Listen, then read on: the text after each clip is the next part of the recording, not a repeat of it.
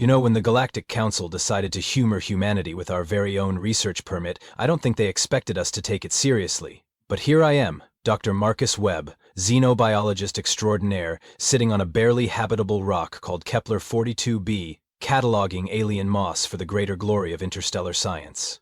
The pay is decent, the view is spectacular, and the commute is only 3 months through hyperspace. What more could a single father ask for? Oh, right, a babysitter. Dad, why does that purple thing keep staring at us? Emma asks, pointing at what I've classified as a gelatinous observation blob. She's 8 years old, fearless, and has the unfortunate Webb family trait of asking questions that make adults uncomfortable. It's probably wondering why we're not running away screaming, I reply, making notes on my datapad. Most species in this sector have the common sense to avoid things they don't understand. But we're not most species, Emma grins, and I can't argue with that logic. The thing about humans, according to our galactic neighbors, is that we're charmingly naive. We show up to council meetings with our quaint little proposals and our adorable belief that science matters more than territory disputes. The Altarians find us refreshingly optimistic. The Centauri Collective thinks we're delightfully primitive. And the Trade Federation keeps trying to sell us extended warranties on our hyperspace engines, because apparently even in space, some things never change. What none of them seem to grasp is that we brought friends. Brutus, get away from that crystal formation, I shout at the honey badger, currently investigating what my scanner insists is a highly volatile energy source. Brutus, being a honey badger, responds by digging deeper into the glowing rocks. Let me explain, Brutus. 3 years ago, the Genetic Enhancement Division thought it would be hilarious to give Earth's most fearless predator enhanced intelligence, extended lifespan, and opposable thumb claws. The experiment was deemed too unpredictable for practical application after Brutus escaped his containment facility 6 times in 1 week. The 7th time, he simply walked out the front door during a shift change and hopped aboard my transport. Emma named him. I kept him because honestly, what else do you do with a genetically modified honey badger who's decided you're his people? He's fine, Dad, Emma says, watching Brutus emerge from the crystal cluster with what appears to be a glowing purple gem in his mouth. Brutus knows what he's doing. This is categorically untrue. Brutus operates on pure instinct and spite, which is why he's survived everything from plasma storms to vacuum exposure. The little furry psychopath has no concept of danger, because danger should be afraid of him. Our research station is basically a prefab bubble, with life support and enough scientific equipment to make the council feel like they're getting their money's worth. It's peaceful here, which should have been my first warning sign. In my experience, peaceful doesn't last long when humans are involved. The comms system crackles to life with that particular static that means someone's dropping out of hyperspace nearby. Emma perks up hopefully. Are we getting visitors, Dad? I hesitate. I check the scanner and feel my stomach drop. 3 ships, definitely not Council Registry, moving in a classic hunting formation. Emma, I say carefully. Remember that talk we had about what to do if strangers show up?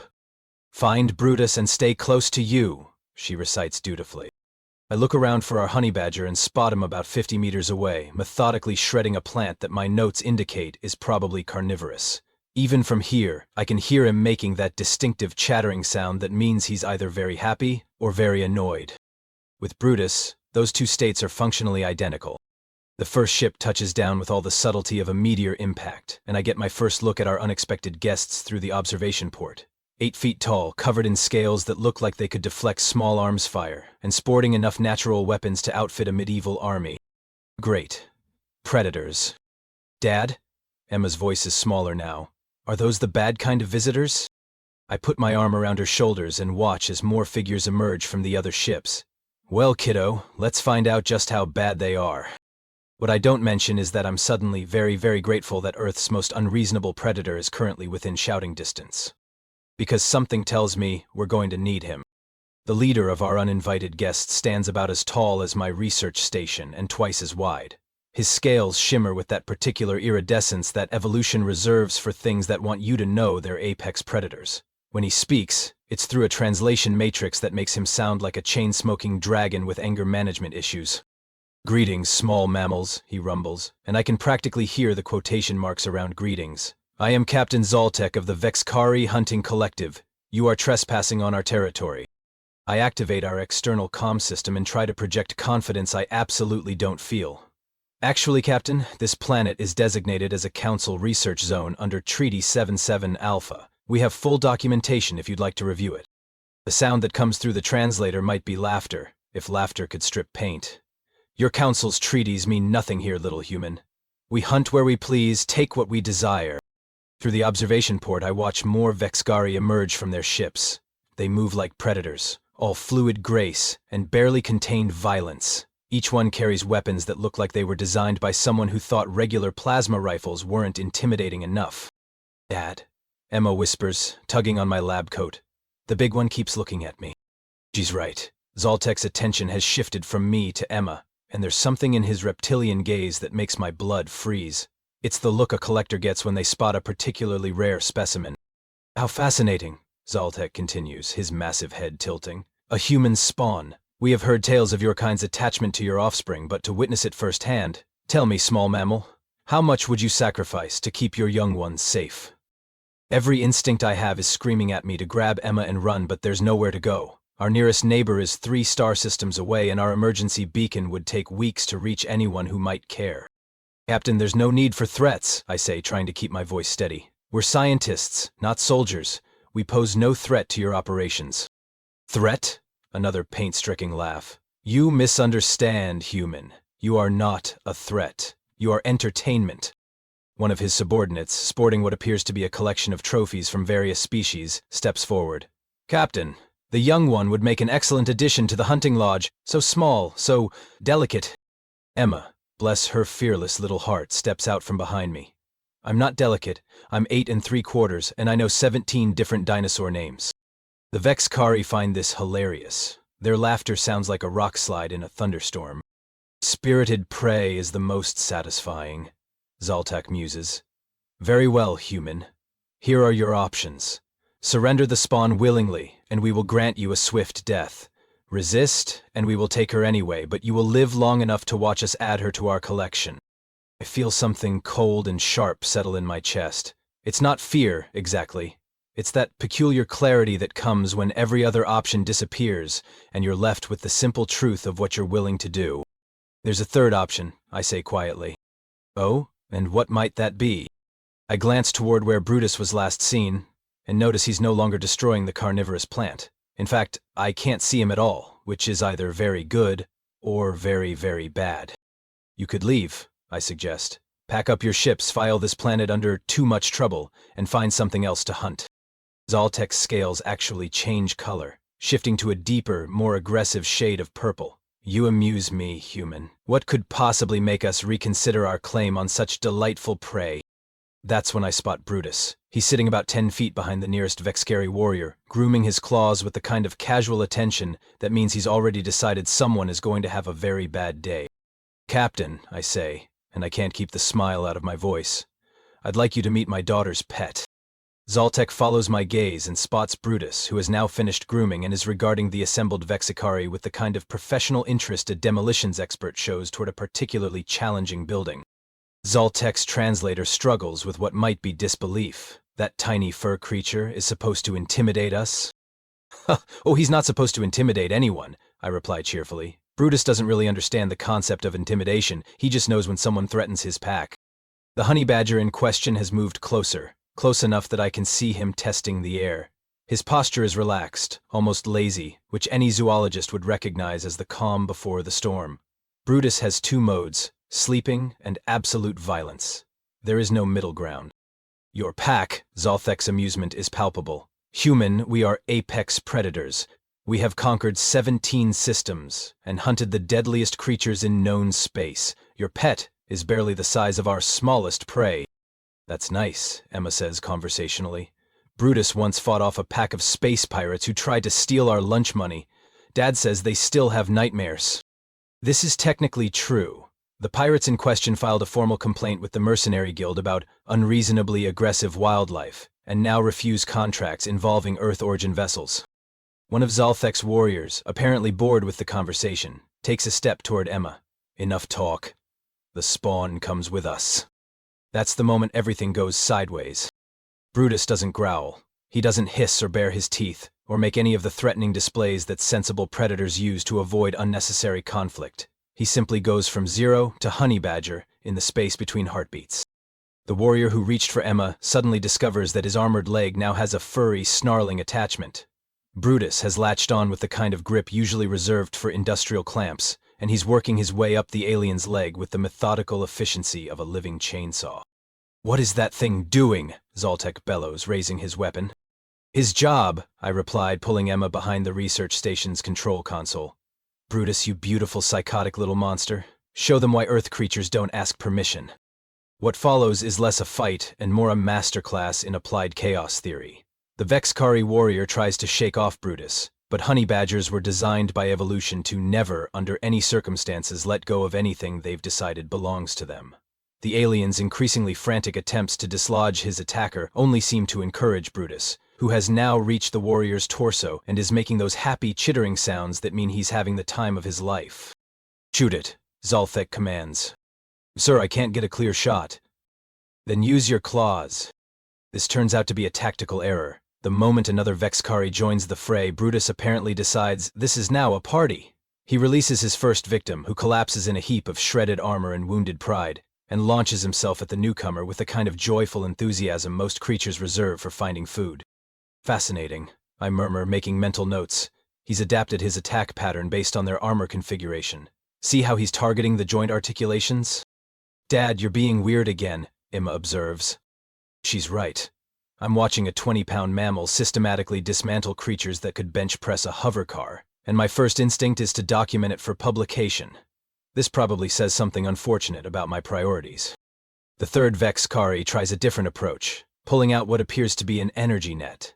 This might have worked on a normal animal, but Brutus treats the crackling energy field like a minor inconvenience, chewing through it with teeth that evolution specifically designed to bite through anything. "This is impossible," Zaltek roars. "Nothing that small can be this aggressive." "You've clearly never met a honey badger," I call back. "They're basically rage in fur form. We tried to domesticate them once. The honey badgers filed a complaint." By now, Brutus has worked his way through half the hunting party. The remaining Vexkari are backing away, which is exactly the wrong response. Running triggers Brutus's chase instinct, and a honey badger in full pursuit is like a furry missile with commitment issues. "Call it off," Zaltek demands, his earlier confidence replaced by something that might actually be concern. "Oh, I can't call him off," I explain helpfully. "Brutus doesn't take orders, he makes suggestions, usually involving how many pieces he'd like to leave his opponents in." Emma pops up from behind the console. "He's not even mad yet. You should see him when someone threatens his food bowl." What none of us realized at the time was that Zaltek's ship had been broadcasting the entire encounter on an open channel. Apparently the Vexkari enjoy sharing their hunts with the wider galactic community, probably for the same reason humans post videos of their cats doing stupid things. The difference is that our cats don't usually cause interstellar incidents. "Sir," one of the surviving Vexkari gasps, nursing what appears to be several missing scales and a bruised ego, "the footage has been picked up by 17 different news networks." Zaltek, who is currently using his plasma rifle as a club to keep Brutus at bay while backing toward his ship, snarls something that the translator renders as, "Disable the broadcast, you incompetent spawn of a diseased prey animal." "I can't, sir. The creature chewed through the communication array." I glance at Emma, who shrugs. Brutus likes shiny things. Indeed, our honey badger has apparently taken a break from dismantling alien hunters to investigate their technology. He's currently emerging from the bowels of their primary vessel with what looks like half their navigation computer in his mouth, sparking cheerfully. "Brutus," I call out, "that's probably important to them." He looks at me, looks at the sparking electronics, then deliberately drops them and steps on them for good measure. The message is clear. He doesn't care. By this point, my research station's communication array is lighting up like a Christmas tree. Emergency channels, diplomatic frequencies, and what I'm fairly certain is the galactic equivalent of social media are all trying to connect simultaneously. "Kepler Station, this is Commander Vex Thara of the Altarian Defense Fleet. Please respond regarding the situation currently trending across 73 star systems." Emma perks up. "We're trending, Dad." "That's nice, sweetie." I keyed the comm. "Commander, this is Dr. Webb. What exactly is trending?" "The footage of your companion single-handedly neutralizing a Vexkari hunting party. Current view count is approaching 2 billion across all networks. The betting pools on 17 different worlds have crashed because nobody predicted this outcome." I look out at the battlefield, where Brutus has cornered two more Vex Skari warriors behind their landing gear. They're 8 feet tall, covered in natural armor, armed with weapons that could level a city block, and they're clearly terrified of a 20-pound mammal who's making happy chittering sounds while systematically destroying their equipment. Commander, I say carefully, what exactly are people betting on? Initially, how long it would take the Vex Skari to subdue your research station. The odds were not in your favor. Then the footage hit the networks and everything changed. There's now a galactic pool on how many Vex Skari your creature can disable before he gets bored. Another communication channel opens. Dr. Webb, this is Professor Klixnaren of the Centauri Xenobiology Institute. We must have detailed biological data on your companion immediately. Our preliminary analysis suggests it's physically impossible for something that small to display such aggressive dominance over apex predators. You'd have to ask Brutus, I reply, but he's not much of a conversationalist. As if summoned by his name, Brutus appears at the observation port with something metallic and important looking in his mouth. He drops it, sits back on his haunches, and gives me what I've learned to recognize as his "I've been a good boy, where are my treats" expression. Dad, Emma whispers. I think he broke their ship. She's not wrong. Behind Brutus, the primary Vex Skari vessel is listing to one side and making sounds that ships probably shouldn't make. Smoke is rising from several hull breaches, and their landing lights are flashing in what I recognize as a distress pattern. Attention all vessels, comes a new voice, this one carrying the unmistakable authority of the Galactic Council. This is Ambassador Keekslin of the Diplomatic Corps. We are en route to mediate what has been classified as a Class 7 interstellar incident. Class 7, I query? Events likely to result in rewriting existing treaties, the ambassador explains. The current footage has prompted emergency sessions in 47 different governmental bodies. The Vex Skari Collective has issued a formal complaint about weaponized wildlife, while the Earth Colonial Authority is demanding hazard pay for all personnel working with enhanced predator species. I giggles. Brutus isn't enhanced, he's just Brutus. Through the external comm, I could hear Zaltek attempting to rally his remaining forces. Fall back to the secondary perimeter, establish a defensive position. Sir, what's our target? The small fury death beast. Which one? There's only one. Exactly. How is one creature holding an entire hunting party at bay? I could explain that honey badgers don't understand concepts like impossible odds or tactical retreat, but I suspect it wouldn't help. Brutus operates on a simple philosophy. If it threatens his pack, it gets the claws. The fact that his opponents are 3 times his size and armed with military-grade weaponry is merely an interesting detail, like weather.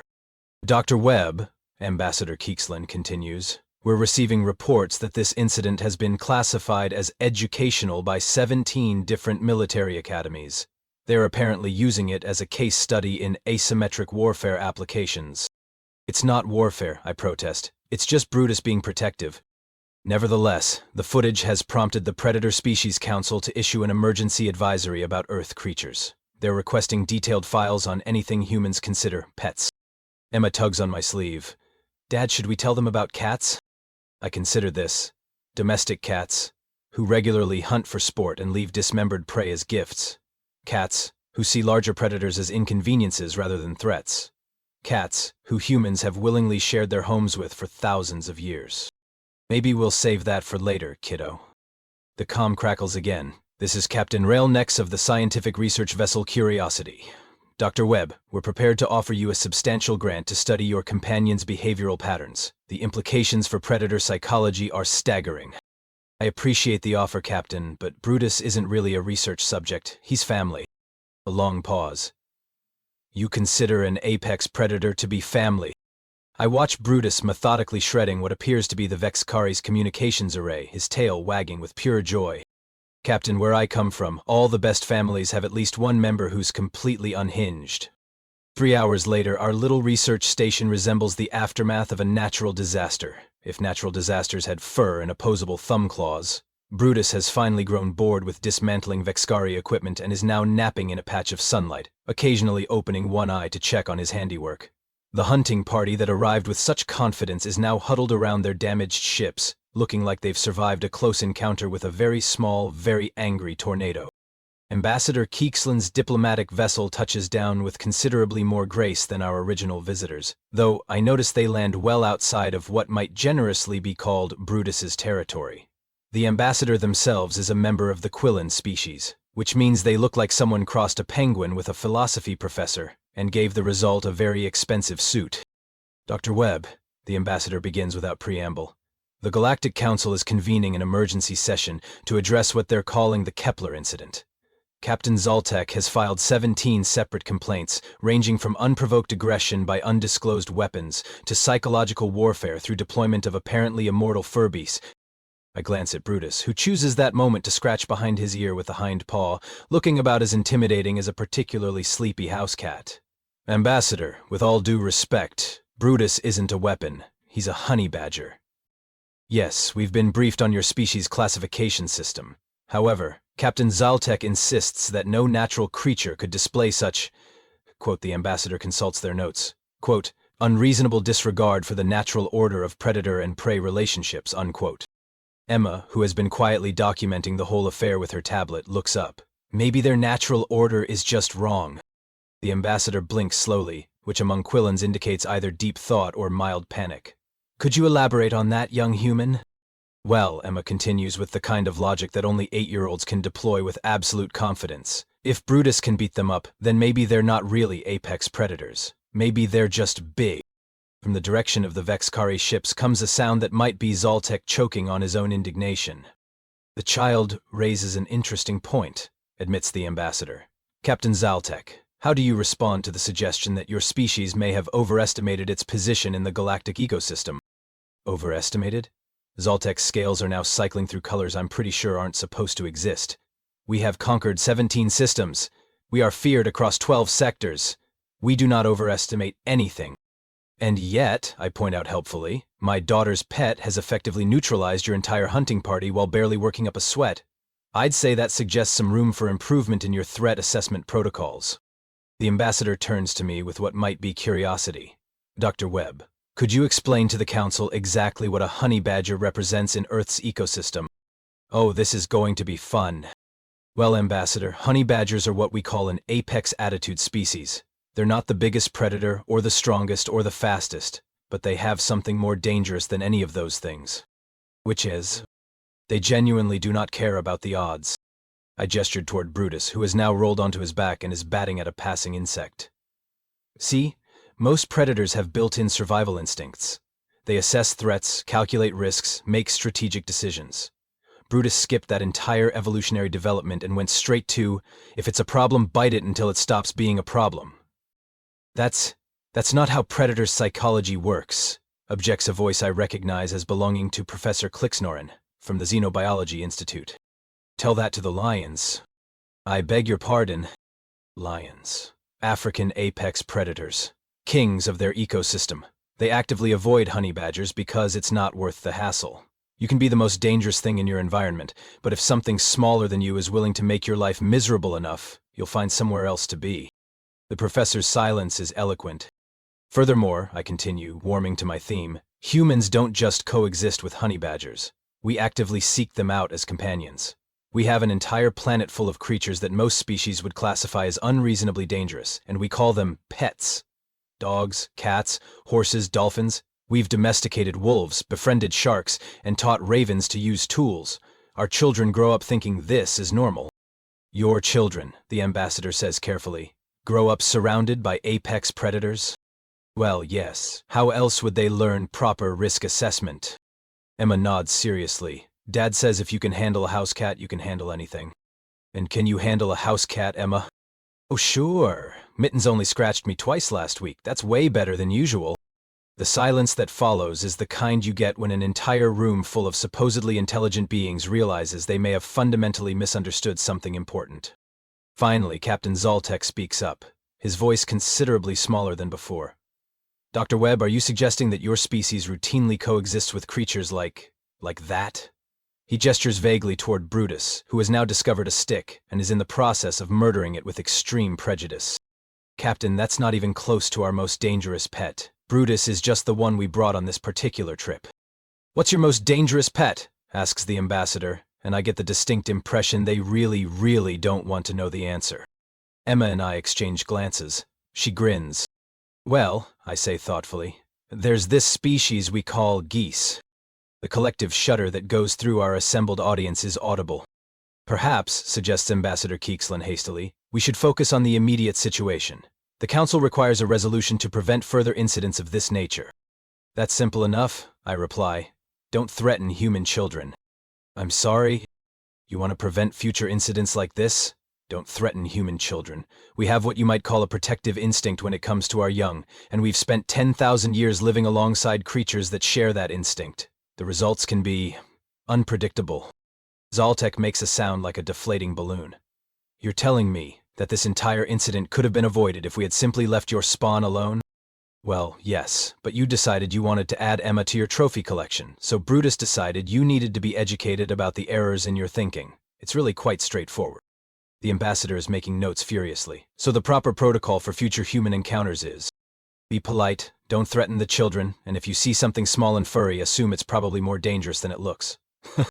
Emma adds helpfully. And bring snacks. Everyone's friendlier when they're not hungry.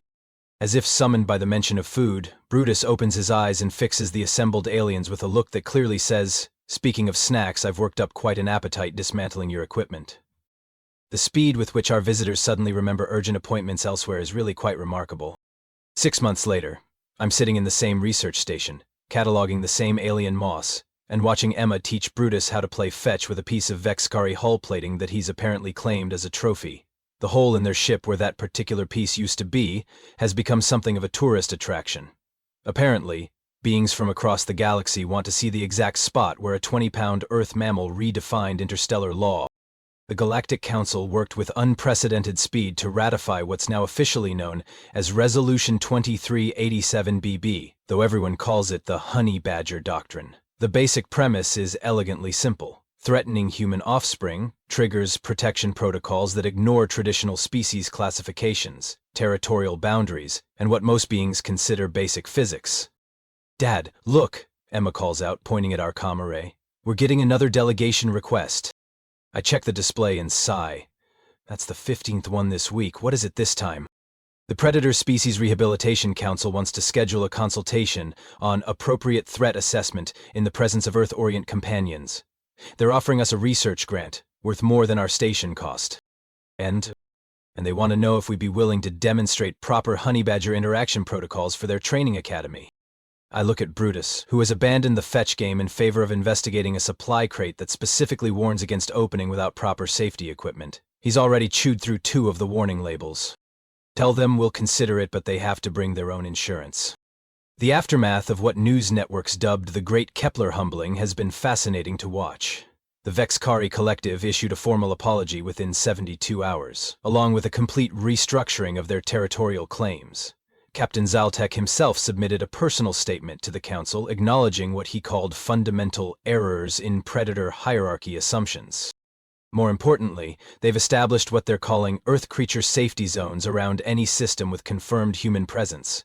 The official documentation runs to over 300 pages, but the summary is basically, if you see something small and Earth-like, back away slowly and file a diplomatic request. The really funny part, I tell Emma while making notes on a particularly stubborn sample of purple moss, is that they think Brutus is representative of Earth fauna. Isn't he? Well, yes and no. He's definitely representative of Earth's approach to the whole predator-prey dynamic. But he's actually one of our more reasonable species. Emma considers this. What about Mittens? I shudder. Our cat back on Earth once held an entire neighborhood hostage by refusing to let anyone near the mailbox for 3 days. The Postal Service eventually had to call in animal control, who took one look at Mittens' expression and declared it not their department. Let's not give them nightmares, kiddo. My datapad chimes with an incoming priority message. It's from Ambassador Keekslin, who's become something of a regular correspondent since the incident. Dr. Webb, I hope this message finds you well. The Council has completed its comprehensive review of Earth's biological diversity, and I must confess, the results have been illuminating. We've had to establish an entirely new threat classification system. I scroll through the attached files and can't help but laugh. They've created detailed profiles for dozens of Earth species, complete with threat assessments and recommended protocols. Domestic cats are listed as Class A psychological warfare specialists. Geese are classified under weaponized waterfowl, approach only with full diplomatic immunity. They've even included dolphins, which are apparently considered deceptively intelligent aquatic manipulators. But the best part is the new addition to the Galactic Legal Code. Article 847C, subsection 12, now reads, "Any aggressive action toward human offspring shall be considered an act of war against Earth's entire ecosystem, including but not limited to its various domesticated predator species, psychological warfare specialists, and creatures of unusual size and temperament." The legal scholars, the ambassador's message continues, estimate that this single clause has prevented approximately 47 potential conflicts in the past 6 months. It turns out that most species, when forced to consider the implications of facing an entire planet's worth of creatures like your Brutus, prefer diplomatic solutions. Emma peers over my shoulder at the message. Does that mean no one's going to try to hurt us anymore? Well, no one smart is going to try to hurt us. There's always someone stupid enough to think they can handle whatever Earth throws at them. As if summoned by the mention of cosmic stupidity, our proximity alarm chimes. I check the scanner and see a single ship dropping out of hyperspace, broadcasting what appears to be some kind of challenge on all frequencies. "Attention, puny humans," comes a voice that sounds like it's been filtered through gravel and bad decisions. "I am Warlord Grakestar of the Crimson Fleet. Your pathetic creature cannot save you from my wrath." Emma looks at me. I look at Emma. We both look at Brutus, who has stopped destroying the supply crate, and is now sitting very still, his head tilted in that particular way that means he's detected something interesting. "Emma," I say calmly, "remember what we talked about regarding people who don't read the news? They usually learn the hard way?" "Exactly." I key the comm system. "Warlord Grekthar, this is Dr. Webb. I'm required by Galactic Council Resolution 2387B to inform you that this system is under Earth Creature Protection status. Are you familiar with the Honey Badger Doctrine? Your pathetic laws mean nothing to the Crimson Fleet. Prepare to face the fury of—" The transmission cuts off abruptly as Brutus disappears from view. Emma checks the external cameras and grins. "Dad, I think he found the landing ramp." Through the comm system, we can hear muffled sounds that might be described as confusion rapidly transitioning to regret. There's some shouting, the distinctive sound of hull plating being enthusiastically rearranged, and then silence. 5 minutes later, the Warlord's ship limps back into space, broadcasting a very different message. "This is the Crimson Fleet, issuing a formal apology for our misunderstanding of local regulations. We withdraw all territorial claims and humbly request permission to leave this system immediately." "Permission granted," I replied cheerfully. "Have a safe trip, and remember to read the advisory notices next time." Emma is already pulling out her tablet to document the encounter. "How many is that now, Dad?" "Counting today? 17 separate incidents since the doctrine was established. I'm starting to think we should charge admission." Brutus reappears at the observation port, looking smugly satisfied and carrying what appears to be a piece of the Warlord's armor as a souvenir. He drops it next to his growing collection of trophies and settles down for another nap. The best part, I muse, watching our honey badger begin his post-victory grooming routine, is that he still doesn't understand why everyone else thinks this is unusual. As far as Brutus is concerned, he's just doing what comes naturally. "Protecting his pack," Emma says. "Protecting his pack," I agree. My datapad chimes again. This time it's a message from Earth Colonial Command.